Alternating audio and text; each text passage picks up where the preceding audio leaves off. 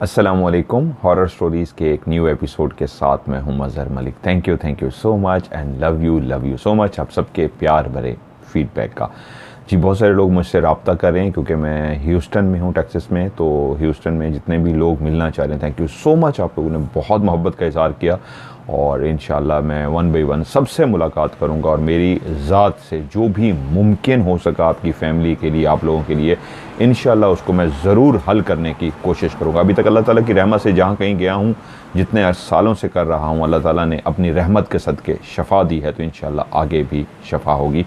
तो आप ज़रूर रब्ता कीजिए, यही नंबर ही है मेरा व्हाट्सअप का, इसी पे ही रब्ता कीजिए। इस पर आप स्टोरीज़ भेजते हैं। पाकिस्तान का कोड है +92 313 66 55500। इस नंबर पे आप मुझसे रब्ता कीजिए। इंशाल्लाह ये होगा कि मैं जहाँ भी हूँगा आपके साथ लाइन अप कर लूँगा। मैं इस वक्त शुगरलैंड में हूँ, मेरा घर है यहाँ पे, फैमिली है, तो आपके साथ लाइन अप करके इंशाल्लाह मैं फिर हम प्रोग्राम बना लेंगे। जो मेरे बस में हुआ इंशाल्लाह मैं ज़रूर करके दूँगा। कहानी के हवाले से मैंने आप लोगों से बार बार रिक्वेस्ट इसलिए कर रहा हूँ, मोबाइल का इशू आ रहा था उसमें।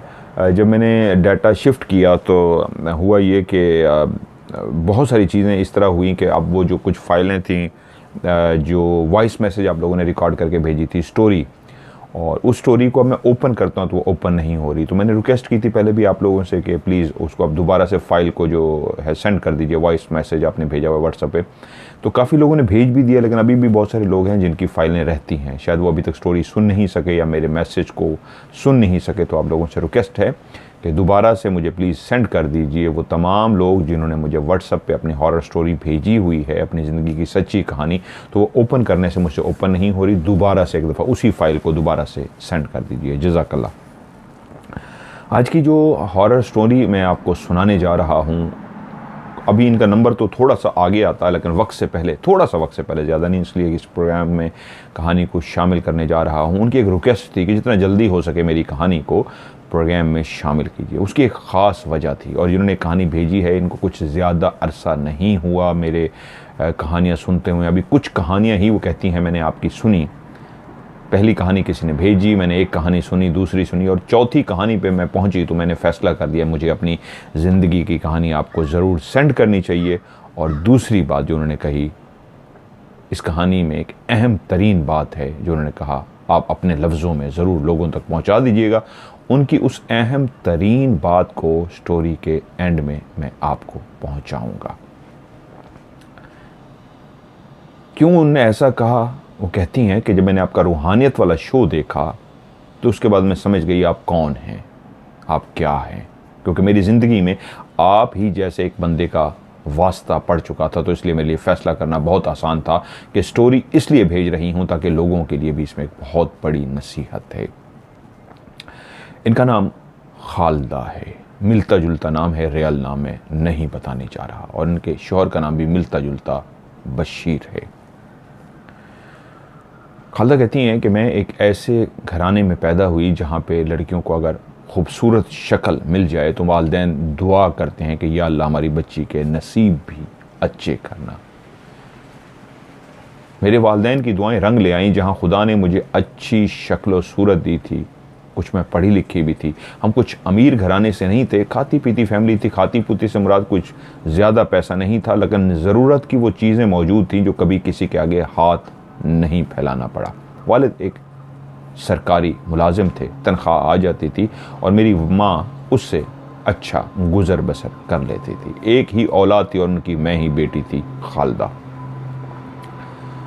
जहाँ बहुत ज़्यादा रिश्ते आ रहे थे मेरी खूबसूरती की वजह से, वहीं पे एक रिश्ता आया बशीर के लिए।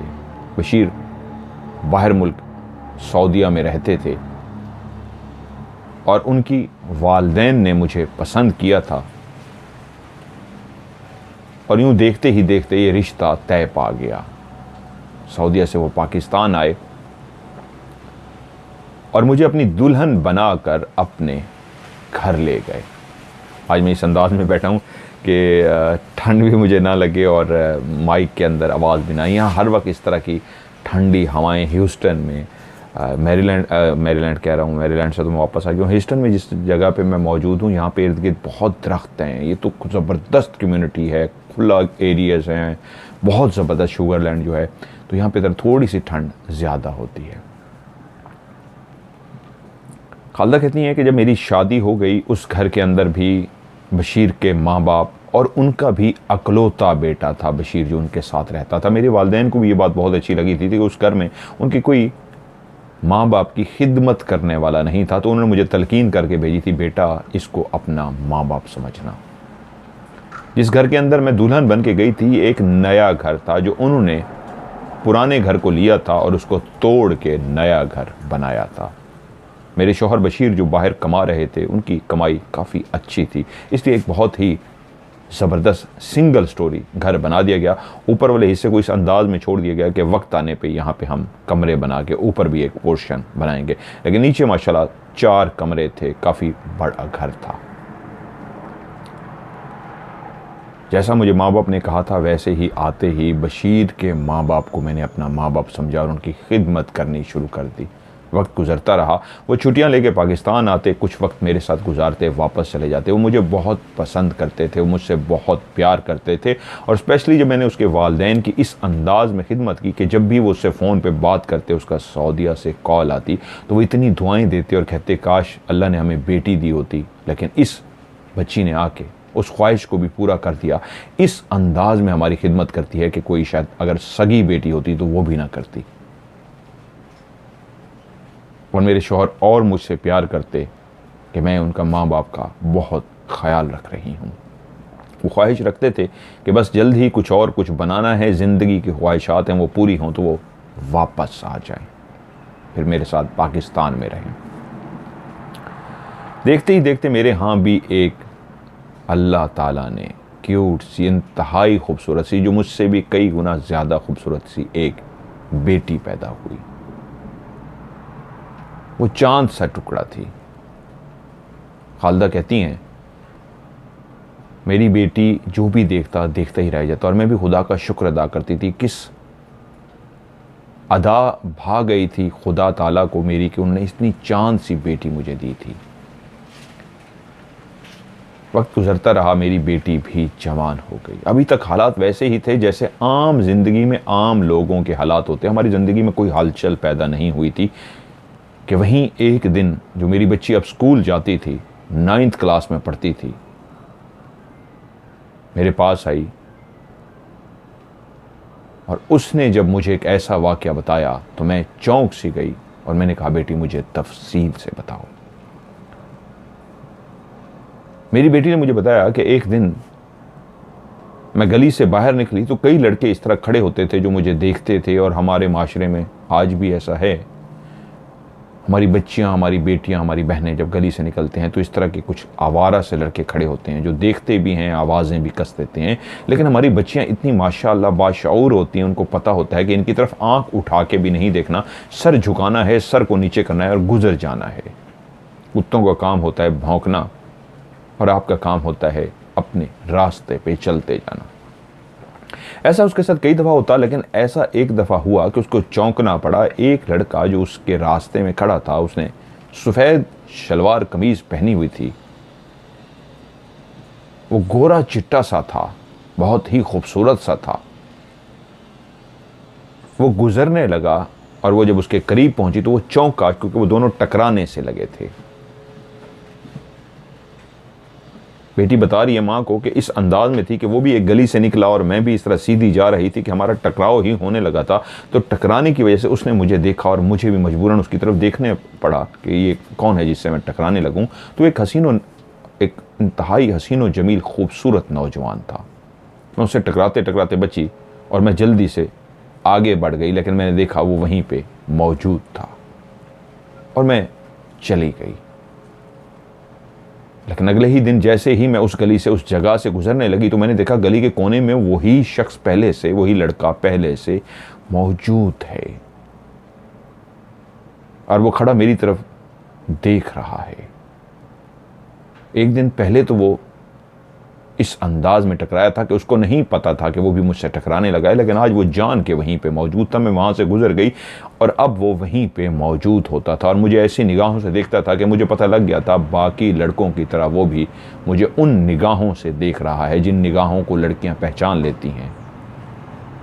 वो अपना सर झुकाती गुजर जाती। ये सिलसिला कई दिन इसी तरह चलता रहा। अक्सर वो खड़ा नजर आता, कभी कभी ऐसा होता कि वो नजर ना आता। और एक दिन वो कहती है, जब मैं अपने कॉलेज की छुट्टी हुई, स्कूल की छुट्टी हुई और मैं बाहर निकली तो मैंने देखा मेरे स्कूल के बाहर वो खड़ा है। मैं समझी उसकी फैमिली में से किसी का कोई पढ़ता होगा या वो किसी को लेने आया होगा, जिस तरह फैमिलीज अपने बच्चों को, बेटियों को लेने के लिए आते थे। तो मैंने तवज्जो नहीं दी और मैं गुजर गई। लेकिन अब यह सिलसिला गली की बजाय स्कूल के बाहर था, क्योंकि एक दफ़ा ऐसा हुआ, तकरीबन स्कूल सारा खाली हो चुका था और मैं अपनी दोस्तों के साथ एंड में निकली तो मैंने देखा कि वो वहीं पे मौजूद था। तो मैं समझ गई अब तो सब जा चुके हैं, तो अब भी वो वहीं खड़ा है। तो उसको किसका इंतज़ार था? उसको मेरा इंतज़ार था। अब उसने फैसला किया कि मुझे माँ को ये बात बता देनी चाहिए। लेकिन वहीं पे ही एक अजीब सा वाक़या हुआ कि एक दिन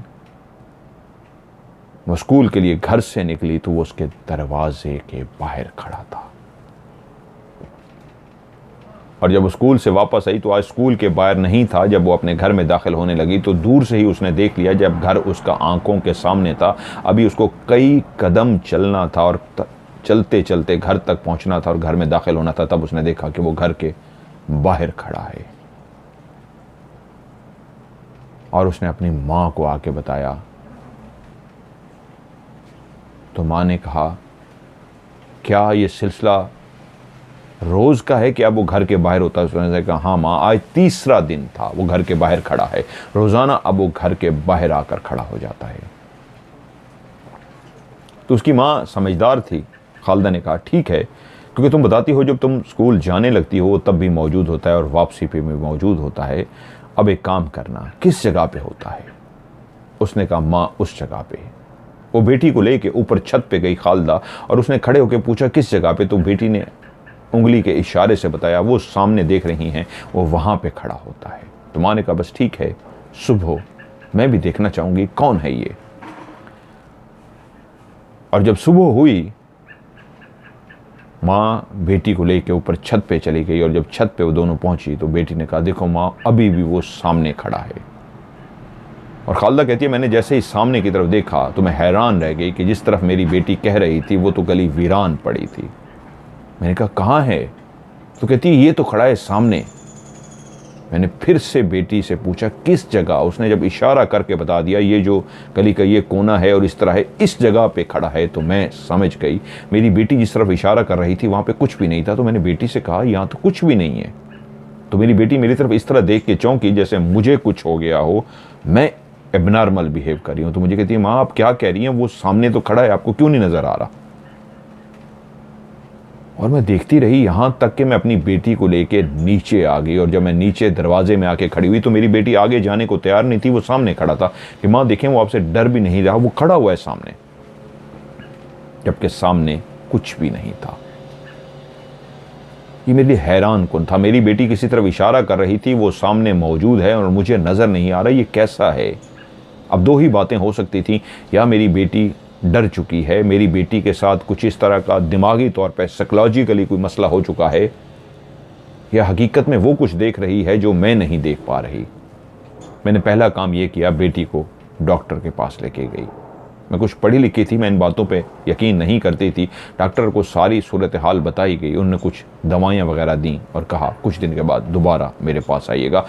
मुख्तसर सी ये कि डॉक्टर से भी दवाइयाँ लेके कोई फ़र्क ना पड़ा तो एक रात मेरी बेटी चीखना शुरू हो गई। हम दोनों माँ बेटी सो रहे थे। जहाँ तक मेरे शौहर बशीर, उनके वालिद और वालदा का इंतकाल हो चुका था और अब इस घर में हम दोनों माँ बेटी रहते थे। ये रात का कौन सा पहर था कि मैंने चीख की आवाज़ सुनी और जैसे मेरी आंख खुली तो मैंने देखा मेरी बेटी मुसलसल चीख रही है।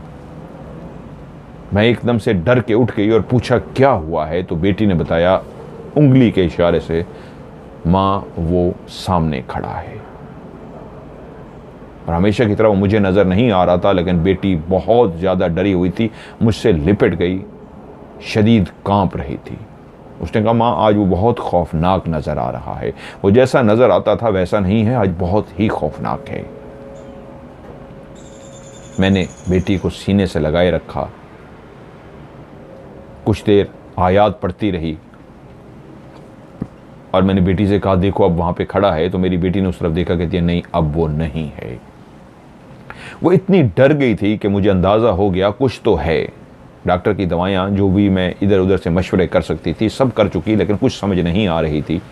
तभी मैंने फ़ैसला किया, अपनी एक बहुत अच्छी दोस्त से रब्ता किया कि मेरी बेटी के साथ ये मामला आ रहा है, तुम्हारा मिलना मिलाना ऐसे लोगों से रहता है जो अल्लाह के नेक लोग हैं, मुझे भी किसी के पास लेके चलो।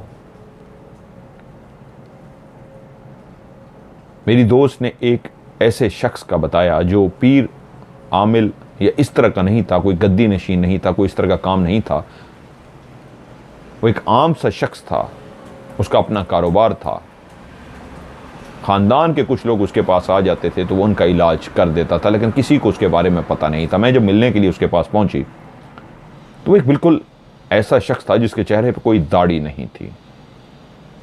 वो तो बाबू टाइप का बंदा था। तो मैं हैरान रह गई ये कहाँ से इस तरह की बातें जानता है। लेकिन बहुत खुश इखलाकी से मिला, बड़े प्यार से उसने हमारा इस्तकबाल किया, रिस्पेक्ट दी, उसकी बातों में मिठास थी। वो एक दरवेश सिफत इंसान था। उसके चेहरे पे दाढ़ी ना होने की वजह से जो मैं घबराई थी, उसकी बातों से मुझे अंदाज़ा हो गया वो एक अच्छा इंसान है। मैंने सारा मुद्दा बयान किया तो उसने कहा कल अपनी बेटी को लेके आना, और अगले दिन मैं अपनी बेटी को लेके उसके पास पहुंच गई। मैं और मेरी सहेली पीछे, एक ऐसा कमरा था जिसके अंदर हम पहुंचे, ये नीचे का सिस्टम बनाया गया था, सब नीचे बैठते थे, गाँव तक ये लगे हुए थे। वो सामने बैठ के, उनके हाथ में तस्बीह थी। मुझे और मेरी दोस्त को इशारा किया कि आप पीछे होके बैठ जाइए। मेरी बेटी से कहा आगे आ जाओ। मेरी बेटी बिल्कुल उसके सामने बैठ गई और बेटी से कहा आंखें बंद कर लो। बेटी ने आंखें बंद कर ली, उन्होंने भी अपनी आंखें बंद कर ली और पढ़ना शुरू कर दिया। वो अपनी तस्बीह घुमाते गए, कुछ पढ़ते गए, और थोड़ी देर के बाद ही बेटी से कहा आंखें खोलो। जब बेटी ने आंखें खोली तो कहा देखो वो मौजूद है। तो बेटी ने गर्दन हिलाई, हाँ वो मौजूद है। उसके बाद उन्होंने कहा इस तरह का उसने शलवार कमीज पहन रखा है। बेटी ने कहा हाँ। उसने कहा इस तरह के उसके बाल हैं। बेटी ने कहा हाँ। इस तरह का हसीन और जमील चेहरा है। वो जितना नक्शा था उसका वो बताते गए और बेटी सर हिलाती गई और कहा यही है जो तुम्हें रोज नजर आता है। कहा हाँ। उसके बाद कहा ठीक है आंखें बंद करो। बेटी ने फिर से आंखें बंद कर ली और वो फिर से कुछ पढ़ते रहे और पढ़ने के बाद पानी का गिलास मंगवाया, उसके ऊपर फूंक मारी और फूंक मारते ही बेटी से कहा ये पानी पी लो। वो दम किया हुआ बेटी ने पानी पी लिया और उसके बाद उन्होंने एक और बोतल बना के दी। उन्होंने कहा आप लोगों को परेशान होने की जरूरत नहीं है, जो भी मामला था मैं बताऊंगा। आपकी कहानी मैं सुन चुका हूं, माँ बेटी आप अकेली रहती हैं, एक काम कीजिए किसी बुजुर्ग को अपने साथ रख लीजिए, एक तो अकेले ना रहिए, दूसरा ये जो दम किया हुआ पानी है आप दोनों माँ बेटियों ने पीना भी है और उसको घर के अंदर छिड़कना भी है, और परेशान होने की ज़रूरत नहीं है। अब जो भी था वो ख़त्म हो चुका है। खालिदा कहती मैंने पूछने की कोशिश की कि मुझे बताइए तो सही क्या था, क्योंकि अभी तक मैं वहम की कैफियत में थी। शक अभी भी मेरे अंदर था कि पता नहीं कर भी सके हैं, ये हैं तो अच्छे इंसान, लेकिन पता नहीं मेरी बेटी का इलाज किया भी है कि नहीं। तो कुछ तो बताइए खालिदा कहती है। मैंने उनसे कहा तो उन्होंने कहा कुछ दिनों के बाद आपको हर बात का यकीन आ जाएगा, वो आपके जो दिल में थोड़ा सा शक है वो भी दूर हो जाइएगा। बता इसलिए नहीं रहा आप लोग परेशान हो जाएंगे, मैं मसलों को हल करता हूँ, परेशानी को दूर करता हूँ, बढ़ाता नहीं हूँ, जाइए। कहती हम आ गए, हमने पानी पीना शुरू कर दिया जिस तरह उन्होंने समझाया था, दीवारों पे छिड़कना भी शुरू कर दिया। घर के नीचे वाले सारे हिस्से पे हम छिड़क देते थे और ऐसा ही हुआ। एक हफ्ता तो कुछ भी ना हुआ, लेकिन मैं इंतज़ार में थी कि अगर बेटी का दोबारा से कुछ नज़र आता है, मामला होता है, इसको कहीं और लेके जाती हूँ। लेकिन महीना गुजर गया, 2 महीने, यहाँ तक कि 6 महीने, कुछ भी ना हुआ। काफ़ी अरसा हम माँ बेटी वो पानी पीते रहे और उनके पास जाते थे। हर हफ्ते के हफ्ते हम, मतलब एक हफ्ते बाद जुमे के जुमे हम पानी उनसे दम करा के आते। काफ़ी अरसा पीते रहे और जब बिल्कुल मामला ठीक हो गया तो हमने छिड़कना भी बंद कर दिया और पानी दम कराना भी बंद कर दिया, और फिर ज़िंदगी उसी तरह सुकून में आ गई जैसे पहले थी। अब मैंने अपनी माँ को, जो अब अकेली रह गई थी, अपने घर बुला लिया था। अब इस घर में मैं, मेरी माँ और मेरी बेटी रहती थी। वक्त गुजरता जा रहा था, मेरे अंदर एक बेटे की ख्वाहिश थी। एक बेटी हो चुकी थी और मैं ख्वाहिश रखती थी कि एक बेटा भी हो तो मेरी फैमिली मुकम्मल हो जाएगी, बेटी भी और बेटा भी, क्योंकि बेटी जो मतलब बड़ी हो चुकी थी लेकिन उसके बाद कोई भी औलाद नहीं हुई थी। वक्त गुजरता रहा, यहाँ तक कि मेरे अंदर ये चीज़ पुख्ता होती गई कि मुझे एक बेटा चाहिए। अब मैं इन चीज़ों पे जो यकीन नहीं करती थी तो अब मुझे यकीन आ चुका था। जिस तरह उस शख्स ने हमारा घर को क्लियर किया था, इलाज किया था, उसके बाद ना वो नज़र आने वाला जो था, हमने बहुत पूछा, उन्होंने कुछ भी नहीं बताया। जो मुझे नज़र नहीं आता था, मेरी बेटी को नज़र आता था, वो इस घर से जा चुका था। कहीं पे अब दोबारा मेरी बेटी को नज़र नहीं आता था। और फिर मैं अपनी दोस्त को लेके उनकी तरफ गई कि अपनी औलाद के बारे में उनसे पूछ सकूं, लेकिन पता लगा कि वो दूसरे मुल्क गए हुए हैं और लोग उनको बुलाते रहते हैं। अक्सर वो दूसरे मुल्कों में भी और पाकिस्तान के अक्सर दूसरे शहरों में भी जाते रहते हैं लोगों के लिए, उनके काम करने के लिए, और अब वो मुल्क से बाहर थे। मेरी दोस्त ने मुझसे पूछ लिया जब वो वापस आ जाएंगे तो हम फिर से उनको मिल लेंगे, लेकिन तुम्हें परेशान होने की ज़रूरत नहीं है, ये आ जाएंगे। हम घर तो आ गए, लेकिन मेरी एक और दोस्त थी, उसको ऐसे बातों बातों में अंदाज़ा हुआ, तो मैंने उसको कहा कि हाँ तुम ठीक कह रही हो, मुझे बच्चे की ख्वाहिश है। तो उसने कहा मैं कैसे बुजुर्ग को जानती हूँ जिसके पास अगर एक दफ़ा कोई चला जाए तो वो वहाँ पे औलाद लेके आता है। मेरी फ़लाँ दोस्त गई थी, उसको भी औलाद हो गई। मेरे फ़लाँ मिलने वाले थे, उन्होंने भी बताया। उनसे इतनी बातें सुनाई कि मेरे दिल के अंदर ये बात पैदा हो गई कि मुझे उसकी तरफ जाना चाहिए। अब ऐसा होने लगा था कि रातों को मुझे नींद में ख्वाब आने लगे थे कि मेरा एक बेटा है, मुझे बुला रहा है, माँ मुझे बुलाओ ना, माँ मुझे बुलाओ ना। वो कह रही मेरी जहनी हालत अजीब सी हो रही थी। मेरे अंदर बेटे की ख्वाहिश रोज़ बरोज़ और पुख्ता होती जा रही थी। जनून सा बनता जा रहा था कि मुझे बेटा चाहिए। और फिर मैंने फ़ैसला कर दिया कि चाहे कुछ भी हो जाए, मुझे बेटा लेना है। इन 2-3 महीनों के अंदर ऐसा मेरे साथ हुआ था कि फिर मैं अपनी उस दोस्त के पास गई जिसने मुझे किस्से सुना रखे थे एक शख्स के कि वहाँ पे जो भी गया है ना उम्मीद कभी नहीं लौटा। हम दोनों उसकी तरफ रवाना हो गए। हम जब वहाँ पे पहुँचे, उसको सारी सूरत हाल बताई तो उसने कहा कोई मसला ही नहीं है, तुम्हारे यहाँ एक नहीं 2 बेटे होंगे, लेकिन अगर तुम चाहोगी तो 1 होगा, चाहोगी तो 2 होंगे। मैंने कहा नहीं, मुझे 1 ही बेटा काफ़ी है। उसने कहा ठीक है, तुम्हें हर जुमेरात के जुमेरात मुझे मेरे पास आना होगा, मैं जो तुम्हें कहता जाऊँ तुम्हें करता जाना होगा, लेकिन अभी से फैसला कर दो, हटोगी नहीं, जो मैं कहूँगा तुम्हें करना पड़ेगा। मैं कहा आपका मतलब क्या है? उसने कहा तुम्हारे ऊपर जादू किया गया है और बहुत शदीद किस्म का जादू है। उस जादू की वजह से तुम्हारे बच्चों को बांध दिया गया है। अगर तुम चाहती हो तुम्हारा बच्चा इस दुनिया में आए तो तुम्हें इस जादू का तोड़ करना पड़ेगा, और काले जादू का तोड़ भी काले जादू से होता है। किसने बहुत खतरनाक किस्म का जादू किया है, तुम्हारे ऊपर चीजें छोड़ी हुई हैं। अब पुख्ता यकीन बना लो अपना कि तुम तोड़ करना चाहती हो तो हर वो काम करोगे जो मैं तुम्हें कहूंगा, तो तुम्हारा बच्चा भी हो जाएगा और तुम्हारी जिंदगी से वो जो काला जादू है वो भी खत्म हो जाएगा। अगर तुमने बच्चा नहीं भी लेना, कम से कम इस जादू का तोड़ जरूर कराना, वरना मारी जाओगी और तुम्हारी बच्ची पे भी हो जाएगा। मैं एक माँ थी, डर गई और कहा मुझे कबूल है, मुझे बच्चा भी चाहिए और हर सूरत में इस काले जादू का तोड़ भी चाहिए। तो उसने कहा ठीक है, पहला काम जो करो, जो औरतों के वो ख़ास दिन होते हैं जिसमें वो नापाक होती हैं और उनका अंदर से गंदा खून निकलता है, मुझे वो अपना खून ला के दो। मैं चौंक सी गई कि ये अब क्या कह रहे हैं। उसने कहा मैं तुम्हें पहले बता चुका हूँ, काले जादू का तोड़ भी काले जादू से होता है। ऐसा ही कुछ जादू किया गया है तुम्हारे बालों के ऊपर, उसको तोड़ना बहुत मुश्किल है। वो खबीस जिन्नात हैं जो इस वक्त तुम्हारे साथ अटैच हैं काले जादू की वजह से, इसलिए मुझे करना पड़ेगा। उसने बहुत सारी ऐसी बातें की कि मैं कायल हो गई, डर गई। अब मेरे अंदर बच्चे से ज़्यादा ख्वाहिश पैदा थी कि कम से कम काले जादू का तोड़ हो जाए। अब जो उसने कहा, मैंने पैसों का भी बंदोबस्त किया क्योंकि उस काम के लिए उसने कहा था इतने पैसे लगेंगे। मैंने पैसों के लिए भी बंदोबस्त किया और उसको वो खून भी मुहैया कर दिया। अब वो हर जुमेरात को मुझे बुलाता था।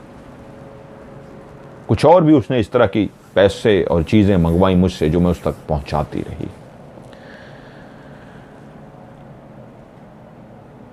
ये रात के कोई 2:30 बजे का टाइम था कि मैं और मेरी बेटी सो रहे थे कि एकदम घर के अंदर ऐसे लगा बहुत जोर से आवाज आई हो। इतनी जोर से आवाज कि हम डर गए, जैसे कोई बर्तन या कोई चीज गिरी हो बड़ी जोर से। मेरी बेटी भी जाग गई और मैं भी जाग गई। तो मेरी बेटी बोली, माँ लगता है कुछ गिरा है। मैंने कहा हाँ कुछ ऐसा गिरा है।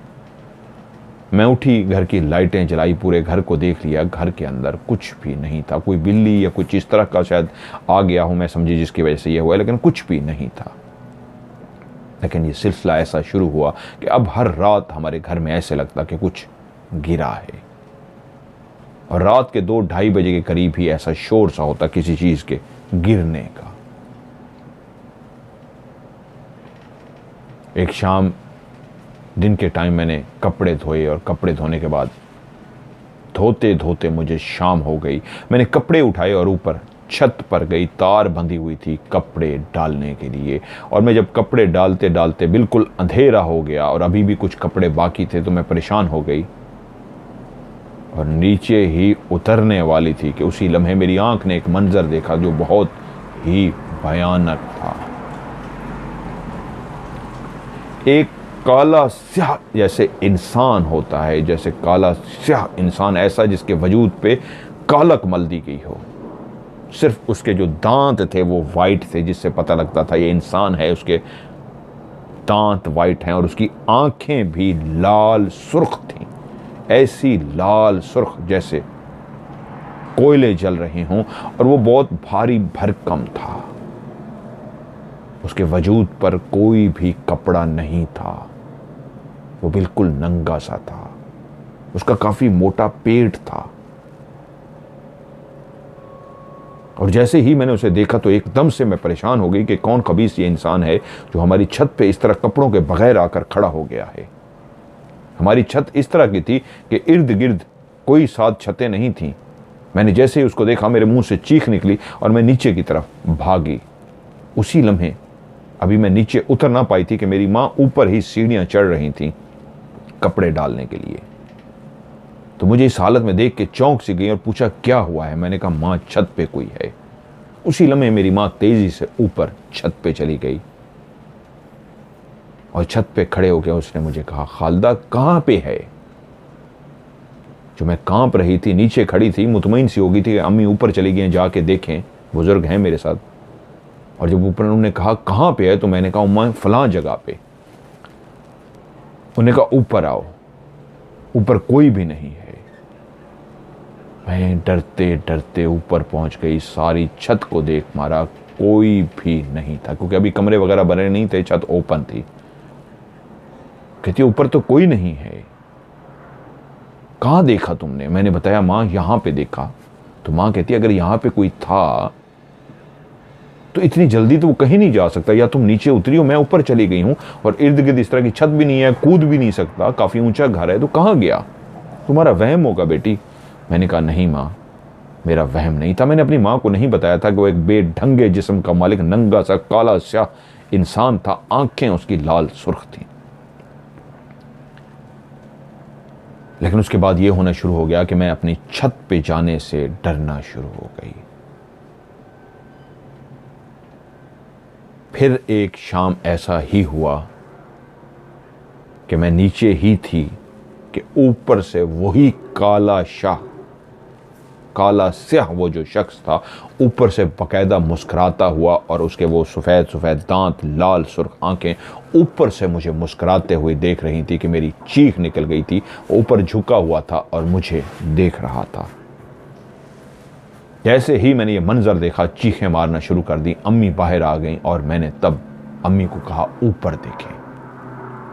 अम्मी ने ऊपर देखा तो अभी तक वो झांक रहा था, लेकिन अम्मी ने मुझसे पूछा कहाँ पे है। मैंने इशारा किया अम्मी वो देखें सामने। तो अम्मी ने कहा वहाँ पे तो कुछ भी नहीं है। तो मैं एकदम उसी तरह चौंक गई जिस तरह मेरी बेटी चौंक गई थी। वो मुझे दिखा रही थी और मुझे नज़र नहीं आ रहा था, और यही मेरे साथ हो रहा था। मैं माँ को दिखा रही थी और माँ को कुछ नज़र नहीं आ रहा था। अगले ही दिन मैंने अपनी दोस्त को सारी सूरत हाल बताई और मुझे वो लेके उसी बाबे के पास लेके गई जिसके पास मैं तावीज़ लेने के लिए गई थी बच्चे के लिए। उसको जब सारी सूरत हाल मैंने बताई तो उसने कहा, मैंने तुम्हें कहा था ना तुम्हारे ऊपर बहुत काला जादू है, सख्त किस्म का जादू, और जैसे मैंने तुम्हें कहा था उसके तोड़ करने के लिए वो सब कुछ तुम्हें करना पड़ेगा जैसा मैंने कहा। नहीं किया तो तुम्हारी ज़ात को बहुत ज़्यादा नुकसान हो सकता है। आज रात में तुम्हारे घर आऊँगा। और उस रात वो मेरे घर आया। उसने कहा, अपनी अम्मी को और अपनी बेटी को दूसरे कमरे में भेज दो जिस कमरे में तुम रहती हो, क्योंकि तुम्हारे ऊपर ही जादू किया गया है, मुझे उसका तोड़ करना है। अब इसके घर में कोई मर्द नहीं था, मैं घबरा रही थी। ये शाम के 6:30 बजे मेरे घर आया था और अब रात के 8 हो चुके थे और मैं चाहती थी ये चला जाए, क्योंकि मैं एक नेक सीरत खातून थी। बच्चे की ख्वाहिश ज़रूर थी लेकिन ऐसी वैसी नहीं थी। और वो पढ़ता रहा, इधर पढ़ाई करता रहा, इधर पढ़ाई करता रहा, यहाँ तक कि वो मेरे कमरे में पहुँच गया और किसी से हम कलाम हो गया। वो आंखें बंद करके किसी से बातें कर रहा था, जैसे कोई मौजूद है वो उससे बातें कर रहा है। उससे पूछ रहा था, तुम क्यों आए हो? अच्छा, किसने तुम्हें भेजा है? अच्छा, उसने तुम्हें इसलिए भेजा है। वो कुछ काफ़ी इस तरह की बातें उसके साथ करता रहा, यहाँ तक कि वो जब उससे बातें कर चुका तो उससे आखिर में पूछ रहा था, तुम इसको क्यों नुकसान पहुंचाना चाहते हो? अच्छा ठीक है, मुझे ये बताओ, तुम्हें इसको छोड़ के जाना है, क्या मांगोगे, क्या चाहिए तुम्हें? मैं तुम्हें देने को तैयार हूं, तुम इसको छोड़ के चले जाओ, इसके घर को छोड़ दो। उसने आगे से क्या जवाब दिया मैंने तो नहीं सुना, लेकिन उसका अंदाज सर झुकाने का ऐसा था कि उसके सामने खड़ी सब सुन रही थी, जैसे वो इसको बता रहा हो और वो सुन रहा हो। थोड़ी देर के बाद उसने आंखें खोल दी और मुझसे कहा, मेरी उससे पूरी बात हो गई है, वो यहाँ पे मौजूद था जिसको तुमने देखा है। वो चला जाएगा लेकिन उसके लिए एक अमल करना पड़ेगा। मैंने पूछा, तो आप कीजिए अमल। कहता, नहीं, बहुत सख्त किस्म का चिल्ला है, मेरी उसमें जान भी जा सकती है, मुझे कब्रिस्तान जाना होगा और कब्र खोद कर उसके अंदर बैठकर करना होगा, नहीं तो ये तुम्हें मार डालेगा, अब ये तुम्हारे पीछे लग चुका है। तो मैंने कहा, मुझसे क्या चाहते हैं? उसने कहा, ऐसे नहीं, क्योंकि ये तुम्हारे वजूद के साथ जुड़ा है, तुम्हारे वजूद के साथ इसका सिलसिला है, तो इसलिए तुम्हें अपना वजूद मेरे हवाले करना होगा, और जब तुम्हारा वजूद मेरे हवाले हो जाएगा तो फिर मैं कब्रिस्तान जाऊंगा और इस अमल को शुरू करूंगा। मैंने उससे कहा, मैं समझी नहीं, अब कहना क्या चाह रहे हैं? मैं किस तरह अपना वजूद आपके हवाले करूं, क्या मतलब है आपका? तो वो बोला, तुम्हें मेरे साथ सोना होगा एक रात। तुम्हारे वजूद से मतलब ये है, मैं तुम्हारे वजूद के ऊपर कुछ अमल करूंगा, और ना सिर्फ अमल करूंगा बल्कि जो मैं तुमसे कहता जाऊंगा तुम वही करोगी। तुम्हें ऐसे लगेगा कि जैसे तुम्हारे साथ तुम्हारा शौहर लेटा है, लेकिन वो हकीकत में शौहर नहीं होगा, वो हकीकत में कुछ भी नहीं होगा, तुम्हारा वहम होगा। तुम्हें ऐसा महसूस हो रहा होगा तुम अपने शौहर के साथ लेटी है, और अपने शौहर के साथ जिस तरह एक अज़वाजी ताल्लुक़ बनाया जाता है, मियाँ बीवी के बीच में बिस्तर पे जो रिश्ता होता है, वो रिश्ता तुमसे बन रहा होगा, लेकिन तुम्हें महसूस होगा, असल में होगा नहीं, हकीकत में नहीं होगा। मैं एक अमल कर रहा हूँगा तुम्हारे साथ लेट कर, और तुम्हें ऐसा लगेगा। तुमने घबराना नहीं है, बस अपने वजूद को मेरे हवाले रखना है। इस तरह की बातें थी जिससे वो फ़ौरन समझ गई कि वो चाह रहा था कि वो रात को उसके साथ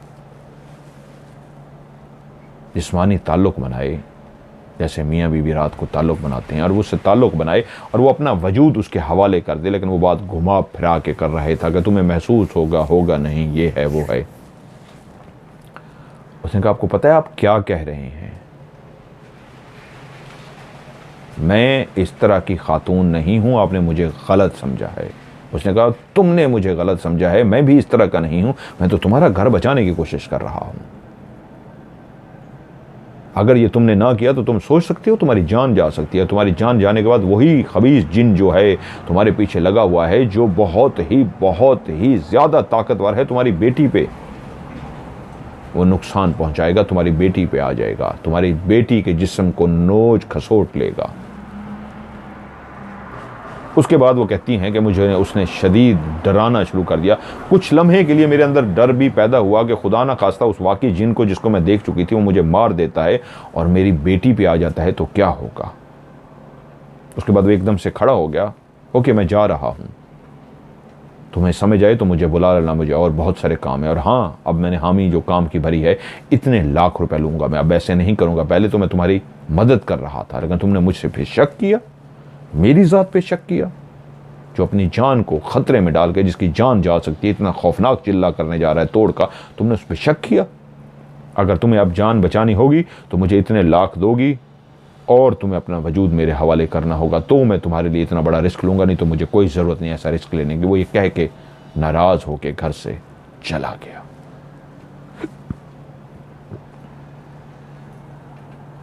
लेकिन उसकी अगली रात जो हम माँ बेटी और मेरी माँ ने परेशानी में गुजारी, वो रात हम कभी नहीं सोच सकते। क्योंकि उस रात जब वो चला गया तो उस रात तो कुछ ना हुआ, हम लोग जागते रहे। लेकिन अगली ही रात ऐसा हुआ कि तकरीबन 10-11 बजे का टाइम था कि आज हमारी छत पे इस तरह की आवाज़ें आना शुरू हो गई जैसे कोई ऊपर भाग रहा हो, दौड़ रहा हो।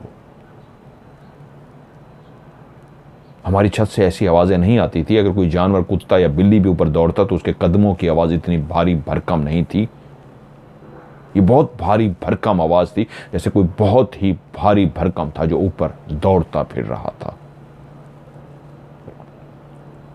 और उससे छत बाकायदा हिल जाती थी, यहां तक कि मेरी मां भी उठ गई। और मेरी मां ने कहा, खालिदा तुमने आज नोट किया था घर के अंदर खून के छींटे पड़े हुए थे। और ये बात मैंने भी मां से छुपाई थी, वो डर ना जाए। मैंने कहा हाँ मां मुझे पता है। तो मेरी बेटी बोल पड़ी, मां बाथरूम के अंदर भी थे। मेरी मां ने बताया कि फलां जगह भी खून के भी गंदे छींटे पड़े हुए थे, उस जगह पे भी थे, दीवार के उस तरफ भी थे, उस तरफ भी थे। और मेरी बेटी भी बताती गई, जो मैं भी देख चुकी थी। हम तीनों को पता लग चुका था, लेकिन हम तीनों खामोश थे।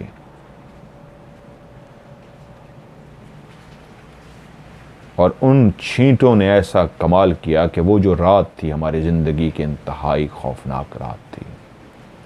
उस रात बाकायदा ऐसा लगता था ना सिर्फ हमारी छत पे कोई भारी भरकम दौड़ रहा है, कि बल्कि मेरी माँ ने भी पहली दफ़ा उस वजूद को देख लिया जिस वजूद को मेरी बेटी ने अभी तक नहीं देखा था। मेरी बेटी और मेरी माँ ने भी उसको देख लिया, क्योंकि उसी रात को हम तीनों एक ही कमरे में थे और परेशान थे उस छींटों की वजह से कि जो उस घर में थे, कि कहाँ से आए, कौन डाल के गया, ये क्या हुआ है। कि 12-1 बजे के बीच का ये टाइम होगा कि हम बैठे हुए परेशानी की हालत में सोच रहे थे कि हमारा दरवाज़ा धड़ा करके खुल गया। हम तीनों सहम गए कि रात के इस पहर कौन आया है अंदर। कि मैंने उसे सबसे पहले देखा, वही बड़े से पेट वाला, काली स्याह उसकी टांगें थीं, काला स्याह उसका वजूद था। उसके सर के बाल ऐसे घुंघराले और अजीब से थे, उसके कान चूंच वाले थे। अब मैंने उसके कानों पे गौर किया था, उसके जो कान थे उसकी चूंच बनी हुई थी। आज वो बिल्कुल नंगा नहीं था, उसका कुछ जिस्म का हिस्सा ढांपा हुआ था। और जैसे ही दरवाज़ा धड़ा करके खुला, वो अंदर दाखिल हुआ, तो मैंने उसे जैसे ही देखा कि ये वही था जिसको मैं पहले भी कई दफ़ा देख चुकी थी। और जैसे ही मेरी आंखें खुली की खुली रह गई, तो तभी मैंने अपनी माँ की तरफ देखा। तो मेरी माँ की आंखों में और मेरी बेटी की आंखों में भी बेइंतहा खौफ था। इससे पहले कि मैं कुछ पूछती उनसे कि आपने देखा उसको, तो मेरी बेटी और मेरी माँ बोल पड़ी कि कौन है ये जो अंदर आ रहा है। इसका मतलब है वो उनको भी नजर आ चुका था। वो काला स्याह भारी भरकम सा, बहुत बड़ा उसका पेट लटका हुआ था। आज मैंने उसको बहुत करीब से इस तरह देखा था। कमरे की लाइट जल रही थी, अंधेरा कमरे में नहीं था। ऊपर जब भी मैंने उसको देखा था, अंधेरे में देखा था। और जैसे ही वो अंदर दाखिल हुआ, तो मेरी माँ और मेरी बेटी भी बोल पड़ी कि ये कौन अंदर आ रहा है। उसकी आंखें लाल सुर्ख थीं, बाल छोटे छोटे और घुंघराले थे, कान उसके चूंच वाले थे, उसके हाथ एक्स्ट्रा लंबे थे, बाजू बिल्कुल नॉर्मल इंसान की तरह थे लेकिन हाथ बहुत ज़्यादा लंबे लंबे हाथ थे, दोनों उसके लंबे लंबे हाथ। उसके पाँव में कोई जूता नहीं था, नंगे पाँव था वो। तभी मेरी माँ ने जैसे उसको देखा, वो एक नेक बुजुर्ग खातून थी, मेरी माँ हमेशा तहज्जुद गुजार थी, वो फौरन से अपनी जगह से उठी और साइड पे जहाँ कुरान मजीद रखा हुआ था भागती हुई कुरान मजीद के पास गई और उन्होंने कुरान मजीद उठा लिया। उठाते ही उन्होंने कुरान मजीद को चूमा और चूमते ही उसको खोल लिया।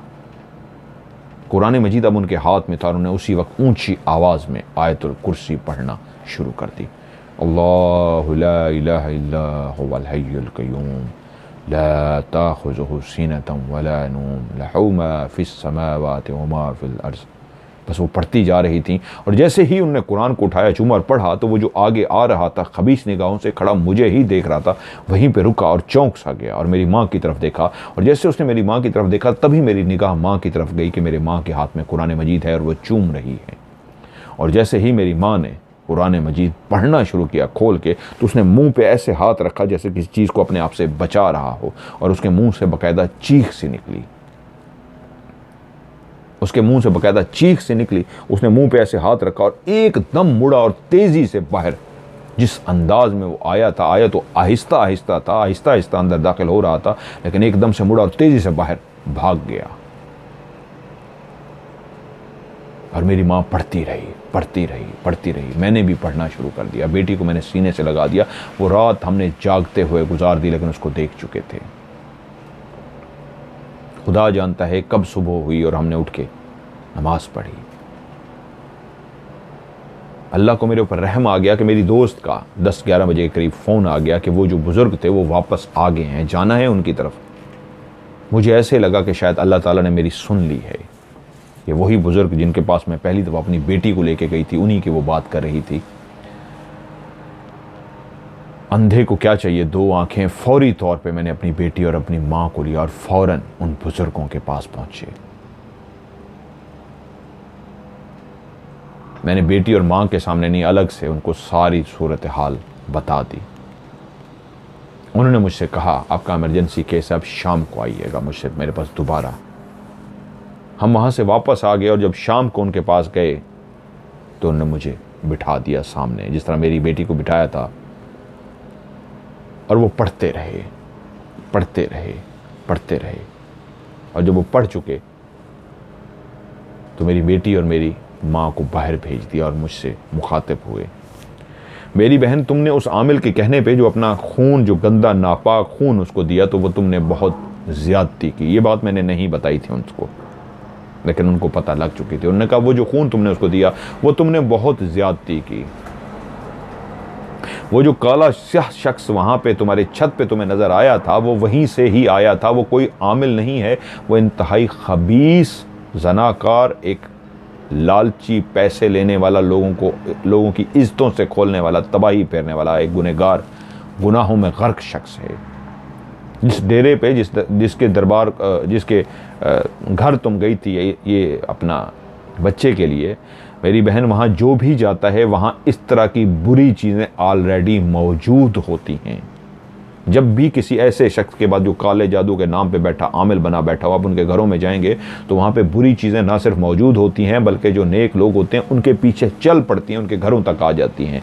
वो जो काला से हबशी नुमा जिन आपने देखा था वो भी वहीं से ही आया था, लेकिन आपके घर में पानी का छिड़काव किया गया था। जो मैंने आपको पानी पढ़ के दिया था, आपने वो पानी का छिड़काव किया था, इसलिए वो छत पे रहता था, नीचे नहीं आता था। कभी भी वो नीचे नहीं आया।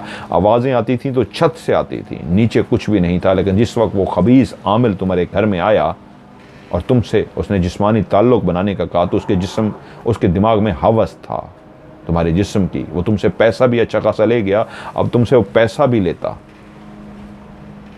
हर काम अल्लाह की रज़ा से होता है कि हम आ गए, अगर हम ना आते, हम बाहर मुल्क गए हुए थे, तो तुम्हें अब कोई रास्ता ना मिलता, वो तुम्हें और परेशान करता।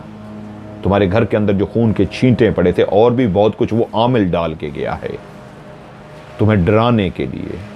वो गलाज़त फैला के गया है। उसके पास कोई जादू नहीं है, लेकिन हर वो चीज़ जिस तरह उसने तुमसे गंदा खून मंगवाया, ऐसे आमिल ऐसी गलाज़त की चीज़ें लेके आते हैं जो फैला जाते हैं। और जब इस तरह की शैतानी चीज़ें फैलाई जाएं किसी भी नेक घर के अंदर, तो वहाँ पे उन चीज़ों का बसेरा हो जाता है। वो जो काला सा आया था वो उसने नहीं भेजा था ना, उसकी इतनी ताकत थी वो भेज सके, उसने तुम्हें सिर्फ डराया था साइकोलॉजिकली। वो तुम्हारे पीछे खुद से आ गया था तुम्हारे हुस्न को देख के, क्योंकि तुम खुद चल के गई थी। तुम एक नेक औरत हो, लेकिन ऐसी घटिया जगह पे, गुनाहगार जगह पे तुम चल के गई थी, इसलिए वो तुम्हारे पीछे आ गया था। लेकिन फिर भी उस घर में दायरा कड़ा था, मैंने तुम्हें पानी दम करके दिया था, वो अंदर नहीं आ सकता था। तुमने उस पीर को बुला के उस दायरे कड़े को ख़त्म कर दिया, जिसकी वजह से फिर अगली रात वो शैतान तुम्हारा दरवाज़ा खोल के अंदर भी दाखिल हो गया। अगर वो दायरा कड़ा ना टूटता, वो गंदगी, वो गंदा खून, वो गंदी चीज़ें तुम्हारे घर में ना डाल के जाता, वो कभी भी अंदर दाखिल ना हो सकता। हर काम खुदा की रज़ा से होता है। बस खुदा की रज़ा यही थी कि तुम्हारे ऊपर अल्लाह ने रहमत की और तुम बच गई हो, कि हम आ गए हैं। और उसके बाद उन्होंने पानी दम करके दिया, मुझे पिलाया, और एक लाइन उन्होंने कहा जो तुमने मुस्तकिल पढ़ते रहनी है उस घर के अंदर, बाकी इस पानी का छिड़काव करते रहना है। वो है सलामुन अला नूहिन फिल आलमीन। खालदा कहती हैं, जब उन्होंने मुझे ये लाइन दी और कहा बस अब ये पढ़ते रहना और पानी का छिड़काव करते रहना, कुछ नहीं होगा, अल्लाह ने तुम्हें बचा लिया है, हमने सारा चेक कर लिया है। कहती हम घर आ गए, वो रात सो नहीं सके, पानी का छिड़काव किया, मैंने, मेरी बेटी ने, मेरी माँ ने पानी पिया, लेकिन हम तीनों बैठ के वो तस्बीह करते रहे, सलामुन अला नूहिन फिल आलमीन। पानी छिड़कते रहे, पानी पीते रहे और तस्बीह करते रहे, यहाँ तक कि हमारे घर के अंदर फिर से सुकून आ गया। लेकिन फिर कभी ऐसा नहीं हुआ कि घर के अंदर कुछ नज़र आया। क्या 1 महीना हम उनके पास जाते रहे, उन बुजुर्गों के पास, सूरत हाल उनको बताते रहे और तस्बीह भी पढ़ते रहे, सलामुन अला नूहिन फिल आलमीन, खुला पढ़ते रहे। उन्होंने हमें खुला बताया था, और पानी भी दम किया, वो हम पीते रहे, उनसे पानी हम दम करा के आते रहे। यहाँ तक कि हमारा घर बिल्कुल क्लियर हो गया। लेकिन मेरे दिल के अंदर ये सब खदशात, ये वाक़यात, ये खौफनाक वाक़यात जो हुए थे, ये खौफ तो था। वक्त गुजरता रहा, बहुत कुछ और भी ऐसा हुआ, लेकिन जिन्नात का या इस तरह का कुछ भी नहीं हुआ। ज़िंदगी के उतार चढ़ाव आए, यहाँ तक कि मैंने अपने शौहर से कहा हमें यहाँ रहना ही नहीं है। तो मेरे शौहर ने कहा मैं फ़ैसला कर चुका हूँ, हम एक और मुल्क शिफ्ट हो जाते हैं, मुझे वहाँ का मिल रहा है वर्क परमिट, और मैं चाहता हूँ मेरी बीवी बच्चे भी मेरे साथ वहीं रहें और हम वहाँ रहें। अम्मी क्योंकि अल्लाह को फौत हो चुकी थी, काफ़ी टाइम हो गया था, और यूँ मैं, मेरी बीवी और मेरा शौहर हम दूसरे मुल्क शिफ्ट हो गए। वहाँ अल्लाह ने मुझे बेटा दिया और एक और बेटी दी, यानी पहले बेटी थी, उसके बाद एक बेटा हुआ, और उसके बाद एक और बेटी हुई। वक्त गुजरता रहा, मैं भी इन वाक़यात को, सब कुछ को भूल गई थी कि जब आपकी कहानी मुझे पास किसी ने भेजी, मैंने एक कहानी सुनी, दूसरी, तीसरी, चौथी सुनी, और उसके बाद मुझे पता लगा आपको रूहानियत का शो करते हैं। और उसके बाद जब मैंने देखा आप ये एक आयत पढ़ने के लिए दे रहे थे, सलामुन अला नूहिन फिल आलमीन, और पानी दम करके दे रहे थे, तो मैं चौंक गई कि ये शख्स कौन है। क्योंकि जो बातें उसने मुझे कही थी कि मैं हदिया देता हूँ इस सलामुन अला नूहिन फिल आलमीन का, वजीफ़े की सूरत में, पढ़ाई की सूरत में, मैंने इसका हदिया दिया हुआ, इसलिए मैं पढ़ने के लिए तुम्हें दे रहा हूँ। वो बहुत सारी बातें जो मैंने आपके लाइव को सुनी है, मैंने आपकी स्टोरी 4 सुनी है, लेकिन आपके लाइव पुराने भी उठा उठा के देखें। स्टोरी से ज़्यादा मैं आपके लाइव प्रोग्राम सुनती रहूँ जो रूहानियत के ऊपर थे। तो मुझे लगा कि मुझे आपसे रब्ता करना है हर सूरत में और अपनी कहानी को बताना है, और मैंने चाहती हूँ कि आप मेरा पैगाम सब तक पहुँचाएँ कि जिस तरह वो शख्स मेरी ज़िंदगी में आया था, और आपकी सारी बातें भी उसी तरह दरवेशी की हैं, आपका वो सलाम, उनका हदिया भी उसी तरह आप देते हैं, सब कुछ वैसा है आपका। तो बस मैंने उनसे फिर कहा है कि आप वॉइस मैसेज रिकॉर्ड करके भेज दें, आपका मैसेज मैं चला दूंगा। वो कह रही है मेरे बहुत सारे ख़ानदान वाले मेरी आवाज़ से मुझे पहचान लेंगे, ये बराज दबा हुआ है तो यह दबा रहे, वो पता लग जाएगा कि मैं ऐसी गुनहगार हुई थी कि ऐसे शख्स के पास गई थी, चल के गई थी। ये बात मेरे शौहर को भी नहीं पता, और मेरे शौहर को भी पता लग जाएगी मेरी आवाज़ से, क्योंकि वो कहते हैं मेरे शौहर भी, अब मैंने उनको कहानियों पे लगा दिया है, उनको नहीं पता। बहुत सारी चीज़ें मैंने इस तरह की मैनेज कर दी हैं कि उनके लिए ट्रेस ना हो। फिर मेरी उनसे तफसील से बात भी हुई है।